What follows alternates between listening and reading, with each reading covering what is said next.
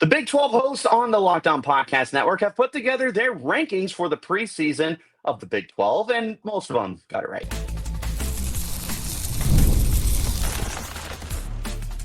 You are Locked On Sun Devils, your daily podcast on the Arizona State Sun Devils. Part of the Locked On Podcast Network, your team every day. Welcome back to the Locked On Sun Devils podcast, part of the Locked On Podcast Network, your team every day. I'm Richie Bradshaw, your friend, your expert, your guide for all things Sun Devils, from the gridiron to the hardwood and everything in between. Today's episode is brought to you by Game Time. Download the Game Time app, create an account, and use code LOCKEDONCalls for $20 off your first purchase. So on today's agenda, the Big 12 squad. All the hosts in the Big 12 plus our one and only Drake Toll put together our own votes for how the Big 12 conference should look in a preseason ranking. So we got to take a look at how most of the people put ASU number one, and rightfully so. But we also got to talk about the other teams that got first place votes before I give you my collective thoughts on the rankings with the hits and the misses. All that is coming up on today. Before we get started, thanks to each and every single one of you for making Locked On Sun Devils your first listen of the day. And shout out to my everydayers who are here every day. Also, God bless America. Happy 4th of July. Please be safe. Don't blow your fingers off with the fireworks. Enjoy all that good stuff. So this has been something that has been in the works behind the scenes for a little while now, because when we found out that the Big 12 was not going to give us a preseason poll or anything like that, I made up my own preseason team. If you missed that, go ahead and check it out. I did an awesome job, except for the fact that 2 players aren't even in the conference anymore. So great job, Richie. Glad you did your homework. My defense, there's 16 teams. I did my best, but we did manage to get the 15 hosts along with Drake Toll for 16 total. We don't have a Locked On Cincinnati Bearcat show right now. Just throwing that out there. And we put together everything and we conglomerated our list. And I am going to read you my list. If you're watching on YouTube, I have a graphic that is going to be displayed for the next several minutes. You are not going to see my beautiful face. Instead, you're going to see the rankings starting now. So our Locked On preseason poll for the Big 12 conference goes as follows for anyone who is listening on an audio version. Number 1 is the Locked On Sun Devils podcast. Well, not the podcast, but the Arizona State Sun Devils are number 1, rightfully so. Number 2, Kansas State. Number 3, Texas Tech. Number 4, Baylor. Number 5, Iowa State. Number 6, BYU. Number 7, TCU. Number 8, Utah. Number 9, Kansas. Number 10, Colorado. Number 11, Houston. Number 12, Oklahoma State. Number 13, West Virginia. Number 14, Cincinnati. Number 15, UCF. And number 16, U of A. Now, I know that ASU fans are going to love that ASU is at the top and U of A is at the bottom of the rankings. Don't worry. We're not going to do a switcheroo and see what happened last year, where ASU went from predicted last to finishing first. Sorry, U of A, except I'm not sorry. You're just not good enough, especially with Brett Brennan down there. So that's your ranking. Like I said, I'm going to leave this up on the show for a little while. Here's the thing. ASU's number 1 for the most part. We'll talk about first place votes a little bit later on the show, but they are rightfully atop the rankings. There's a lot of stuff that's going right for the Sun Devils.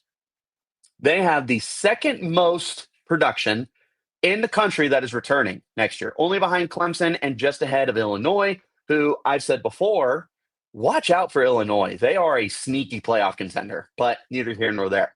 ASU is bringing back a lot of stuff. And keep in mind, that's without Cam Scadaboo back. And that's going to be a hefty task to try and replace him. And quite simply, you don't replace him. But what you do have is Sam Leavitt and Jordyn Tyson. The Leavitt to Tyson connection might be the best combo in the entire nation. It is undeniably the best combo quarterback to receiver in the Big 12 conference. I defy you to come up with any that are better until we find out what like Julian Sayin does at Ohio State. I will take Sam Leavitt and Jordyn Tyson over Julian Sane, who's not even guaranteed to start, to Jeremiah Smith. I will take them over Ty Simpson to Ryan Williams. We don't know what Ty Simpson is, but we know what Leavitt is. We know what Tyson is. There's a Heisman contender and a front runner for the Biletnikoff Award. Pretty darn good. That's going to be just fine for the offense. You also have a three-headed monster in the backfield, a little bit of a hydra, if you would, with Kane Udo that's coming in, with Raleek Brown and with Kyson Brown, and some other depth as well. ASU has got an insane amount of depth at tight end, and I've been very vocal before and will continue to be vocal that I want to see the tight end position get far more involved this year, and just let's find out if the recruiting that Jason Mons has done for the position, which has been by far the best on the roster, let's see if that's working out, especially because the receiver room is brand new for the most part, besides Jordyn Tyson. So let's get those guys out. Let's get Shimon Taylor, AJ Ia, Jaden Fortier, and Kamari Anderson on the field. For the five starters on the offensive liner back, you lose Lee Fotanu, who was a first-team All Pac-12 starting center. They're kicking Ben Coleman inside, but either way, both your tackles are back. Coleman moves to center, and your right guard, Kyle Scott, is back. On defense, you still have your top three edge rushers. You still have three of your top four defensive linemen. You have four of your top five linebackers. You have your starting four in the secondary with Javen Robinson and Keith Abney as your boundary corners, and with Miles Rouser and Xavier Alford playing safety. You are replacing your nickel, who was Shamari Simmons. But ASU has lined up those replacements. We'll start with Cam Scatterbo. Like I said, you don't replace Cam Scatterbo, the people's running back, the player. You replace his production. As I've said many a times, and probably to an annoying amount at this point, you have to replace him in the aggregate. Do some Moneyball style stuff. They bring in Kanye Udo, who ran for 1,100 yards and double-digit touchdowns last year with Army. That's not easy to do. Xavier Guillory is gone. He stepped up down the stretch of the season to be ASU's number one receiver. When Jordyn Tyson went down, he's gone. But Malik McClain, who made some big plays down the stretch last year, will step in for him. Melkon Stovall, who was your slot receiver. They bring in Jalen Moss. They bring in Jaron Hamilton, who are more than capable guys. Lee Fotanu, like I said, they kick Ben Coleman inside, and Jamedo Abigbo is brought in through the transfer portal, and he will move inside to left guard.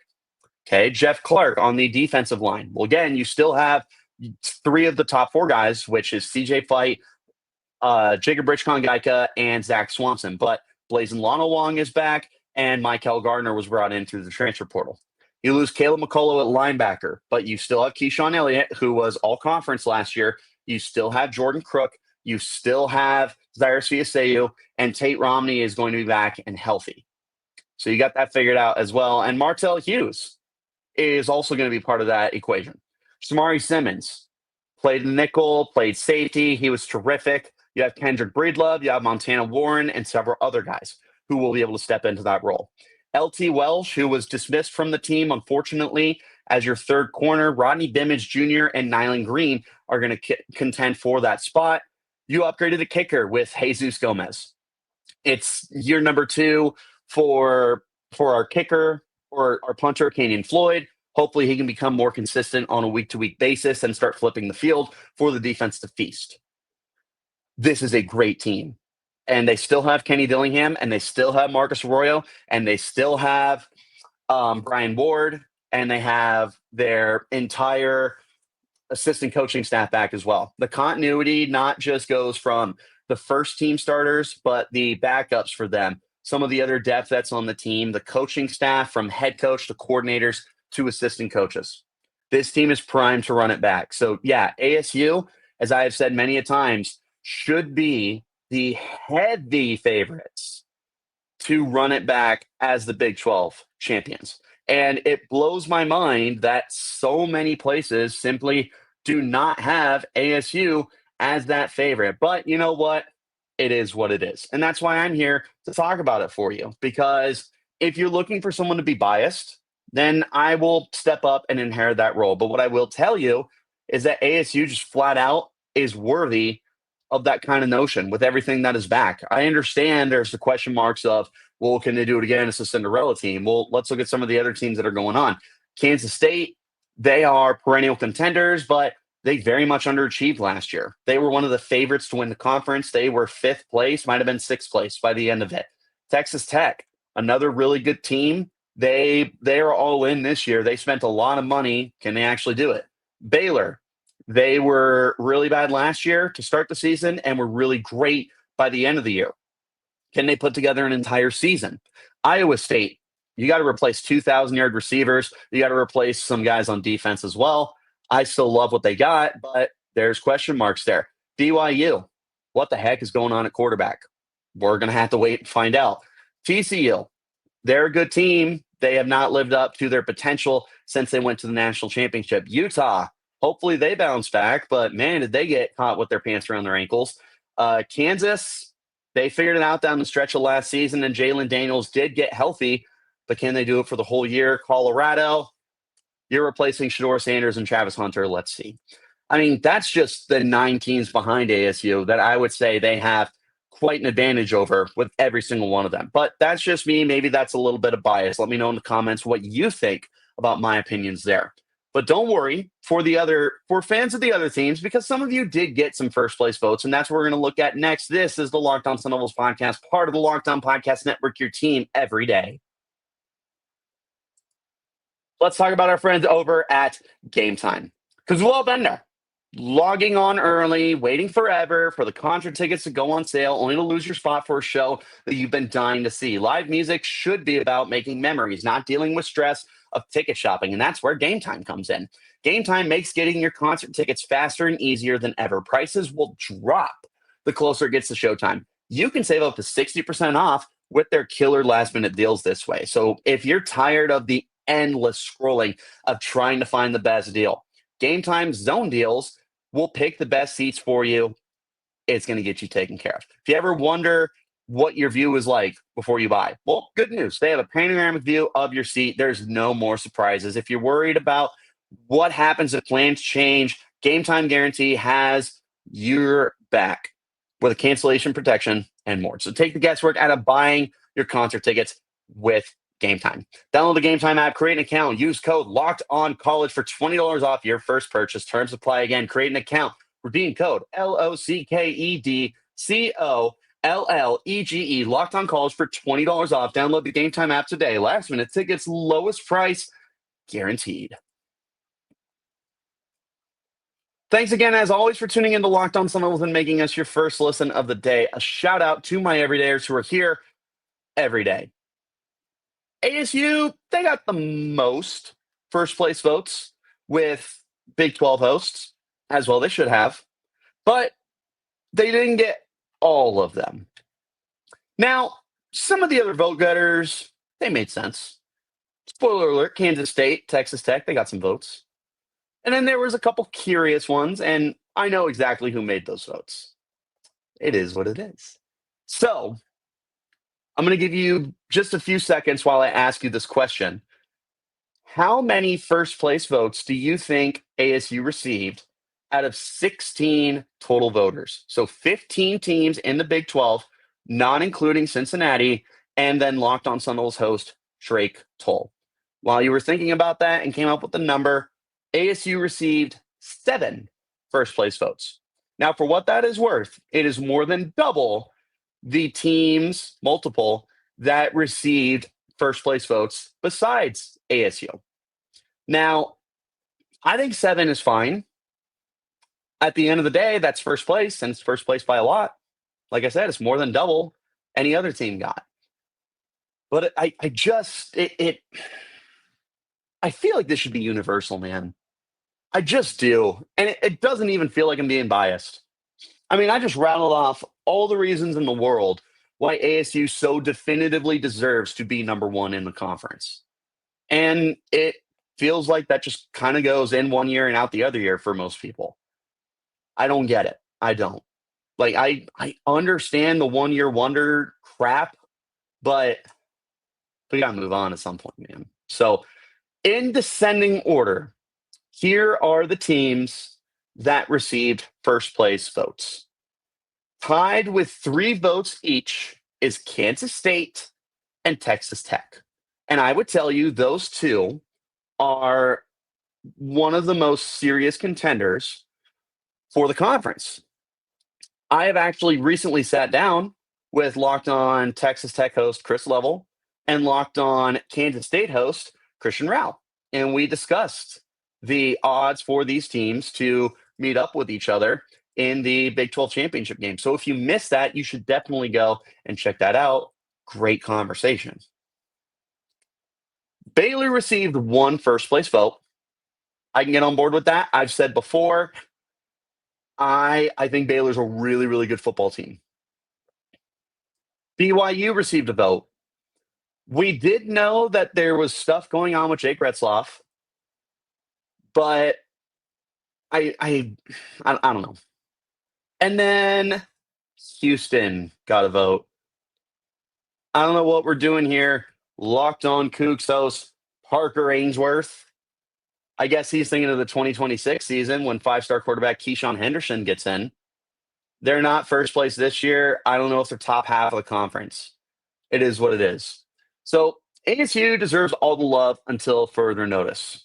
Kansas State has been proven contenders. Texas Tech is loading up. Both of the teams are also returning a lot of their players, their quarterbacks certainly. They've got weapons on offense and defense, and they've got their head coaches that are back. Those are arguably the 2 contenders to dethrone ASU and make sure that they do not repeat as conference contenders. I've said before, Baylor's a strong contender, if for no other reason than Sawyer Robertson is one of the best quarterbacks in the Big 12. He could be the best quarterback in the Big 12. Should he be able to usurp I almost said Jordyn Tyson, not quite. Sam Leavitt. He's got the weapons too to be able to make some big time fireworks. So he has a chance to put up some massive numbers. To me, BYU is no longer a contender for first place. I think that's a bowl team. I think that's still a good football team. That's not a first place team, is what it is. Until we find out what their quarterback is. I mean, maybe they are going to be a great team no matter who the quarterback is. But until then, I can't have you in my top 5. Houston, come on. Either Parker Ainsworth, Locked On Cougs, thought this was the 2026 season or he thought it was a basketball poll. That's the only explanation here. Because I understand there's a lot of excitement with Houston, and I'm excited for Houston. I share that sentiment. When Houston was playing good football a few years ago, when like Ed Oliver was there and who was the quarterback? Ward. I can't remember his first name. It's gonna kill me. But I mean, he was a lot of fun too. They had some fun weapons that were going on with that team. But they have fallen off considerably in football. It looks like they might be able to turn it around. Willie Fritz, not a bad head coach, and clearly he knows what he's doing recruiting. They're getting some big-time players in, and they look like they're going to be much better this year. And they did take down some really good teams last year, and they upset some Big 12 contenders that they weren't supposed to. But there's a lot of eggs being put in the Connor Wegman basket, and I don't know that Connor Wegman is the guy to turn this team around, especially with how many questions we have surrounding his health. But we will wait and see. Maybe Houston will be a very pleasant surprise. I'm looking forward to them contending, but it's not going to be this year. Other than that, I'm happy that no other team got first place votes. I appreciate that Utah certainly did not. Shout out to, oh my goodness. I can't even remember my co-host's name anymore. JT Wistersol. There you go. Shout out JT for not voting your team. Shout out Steven Simcox for not voting for TCU. Love when you guys keep it objective, unlike Parker Ainsworth. Do me a favor, go over to Locked On Cougs and just give him a hard time in the comments. Tell him that he's a little bit ahead of the gun. I do have thoughts overall, not just on what we saw for first place vote getters. Let's try that again. But some hits and misses. That's coming up next. This is the Locked On Sun Devils podcast, part of the Locked On Podcast Network, your team every day. Again, thank you all so much for tuning into Locked On Sun Devils to make us your first listen of the day. Shout out to my everydayers who are here every day. Hits and misses for the Big 12 preseason poll, courtesy of the Locked On Podcast Network's Big 12 conference hosts. I have 4 hits that I think were just absolute home runs, and I have 4 misses. We'll go ahead and start with the hits. Hit number 1 is ASU is number 1. Almost the entire roster is returning. They are the best team in the Big 12 until proven otherwise.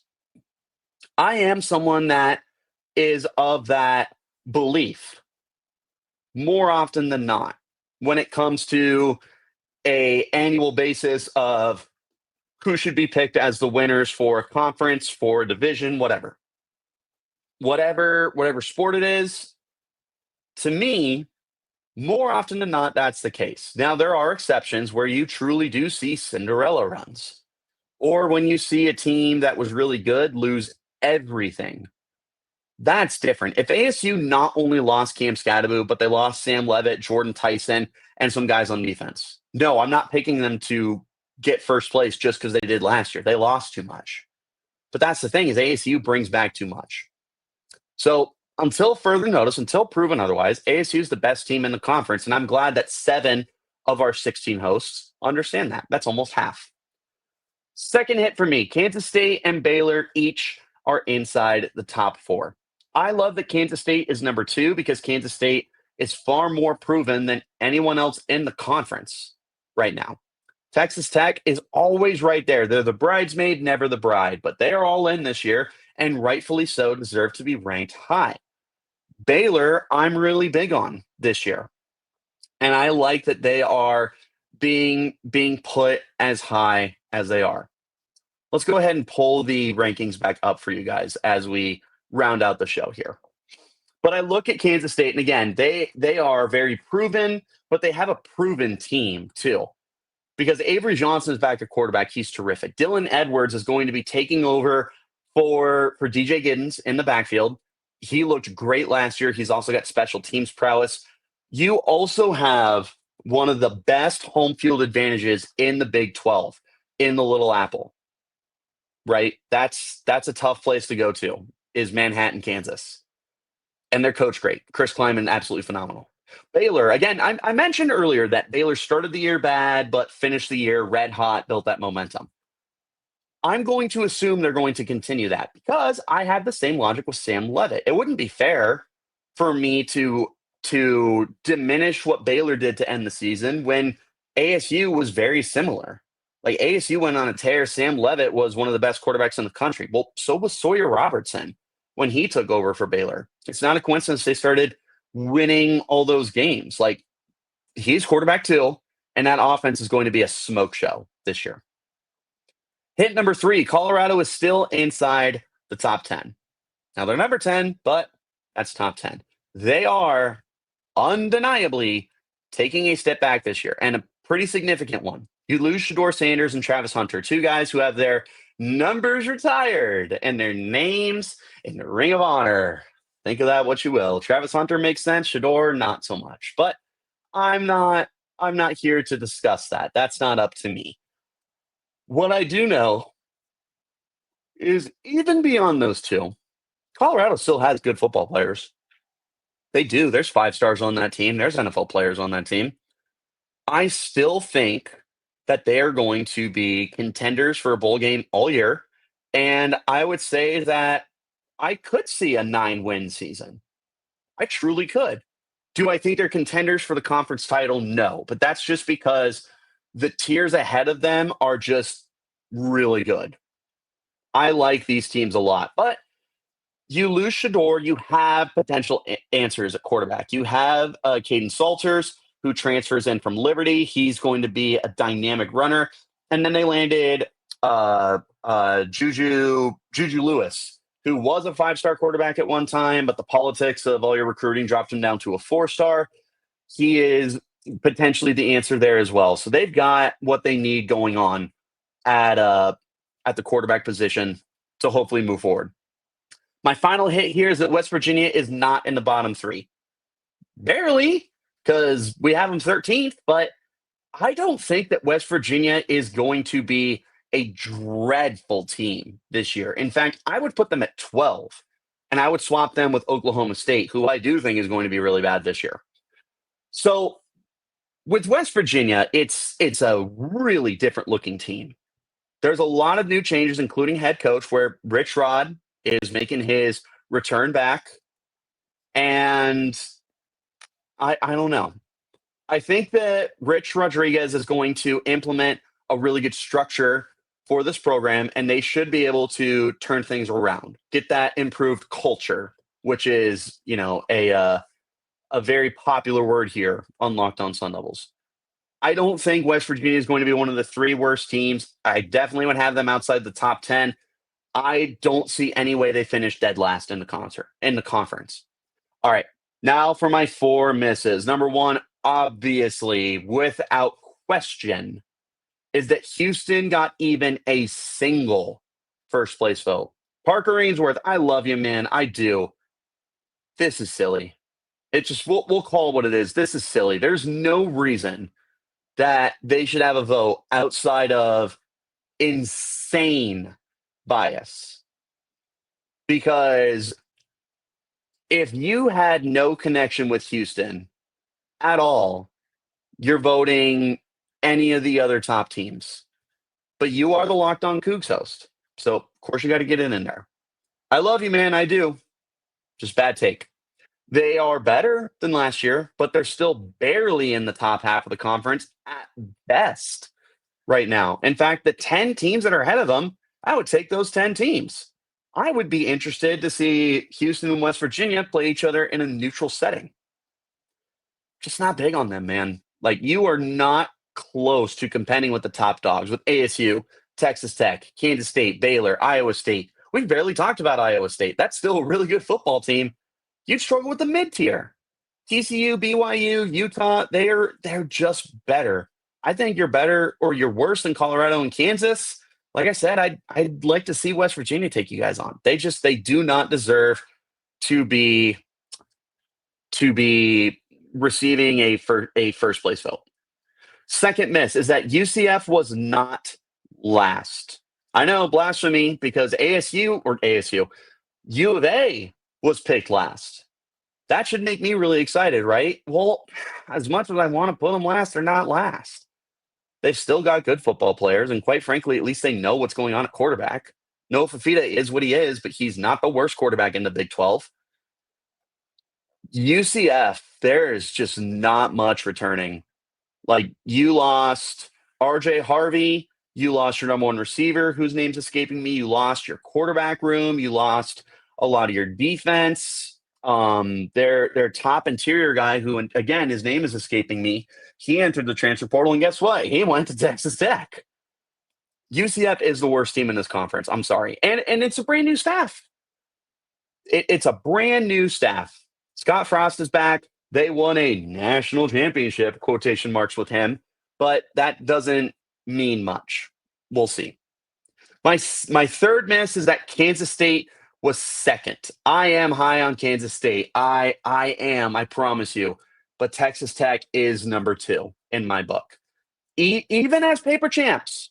And they certainly are paper champs, paper dragons, whatever you want to call them. Texas Tech is better right now. So I'm trying to look at not only consistency year to year, which has been a huge factor in my rankings, but I'm also just looking for the better football teams. And top to bottom, you compare those rosters, Texas Tech is better. My last miss is that BYU is 6th in the rankings. It's still a good roster. It is. They're still phenomenally coached, right? They've got Kalani Sitake. Amazing. One of the 3 best coaches in the conference, I would say. No worse than one of the 5 best. That is a good roster, but there's no clarity at all at quarterback. The most important position in sports, not just football, not just professional or semi-pros or college or anything like that. Quarterback is the most important position. You're only going as far as your quarterback with insanely few exceptions. We don't know what's going on. We don't even know what to expect. I don't know. They're dealing with other big losses as well. They lost their return man. They lost Tyler Batty. There's big time changes here with BYU. They should not have gotten the first place vote. I love you, Jake Hatch. I know that you gave them your first place vote for Locked On Cougars, but that is not a team that's going to contend for first place unless their quarterback is at least as good as Jake Retzloff. That's not impossible. It's not. Jake Retzloff was above average. It's not like he was elite. You could get that, but I'm not banking on it. Overall, I'd say the Big 12 hosts snowball pretty good. One more time through the rankings. Number 1, ASU. Number 2, Kansas State. Number 3, Texas Tech. Number 4, Baylor. Number 5, Iowa State. Number 6, BYU. Number 7, TCU. Number 8, Utah. Number 9, Kansas. Number 10, Colorado. Number 11, Houston. Number 12, Oklahoma State. Number 13, West Virginia. Number 14, Cincinnati. Number 15, UCF. And number 16, the U of A Wildcats. But I want to know what you guys think. Did they nail it? Everyone besides your boy Richie Bradshaw? Where did they go wrong? Who's ranked too high? Who's ranked too low? Let me know in the comments. You can hit me up on Twitter at RichieBrads36 or the podcast at LO_Sun Devils, wherever you're getting your shows. Like, subscribe, turn on notifications. Thank you so much for tuning in to Locked On Sun Devils and making us your first listen of the day. A special shout out to my everydayers who are here every day. I hope you all have a very special and safe 4th of July. We are in July, speaking of which means we got some predictions that are going to be coming up soon. Stat predictions, win-loss records, all that good stuff for ASU and the Big 12. Now's never been a better time to subscribe to the show. I'll catch you next time. Have a safe holiday. And until then, you keep it locked right here on Locked On Sun Devils.